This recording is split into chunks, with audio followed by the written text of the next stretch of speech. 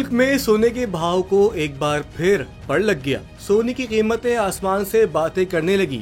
आज भी सोने की कीमतों में इजाफा रिकॉर्ड किया गया। मुल्क भर में सोने की फी तोला कीमत में 16,000 रुपए का इजाफा हो गया। All Pakistan James and jewellers association के मुताबिक 1600 रुपए के इजाफे के बाद सोने की फी तोला कीमत 2,75,900 रुपए हो गई है। 10 ग्राम सोने की कीमत 1,372 रुपए के इजाफे से 2,36,540 रुपए की सतह पर आ गई। दूसरी जानिब बैनुल-अक़वामी बिलियन मार्केट में फी औंस सोने की कीमत $16 इजाफे से $2,647 की सतह पर आ गई। सोने की कीमतों के बरक्स फी तोला चांदी की कीमत बगैर किसी तब्दीली के 3,400 रुपए, फी 10 ग्राम चांदी की कीमत भी बगैर किसी तब्दीली के 2,914.95 रुपए की सतह पर मुस्तहकम रही।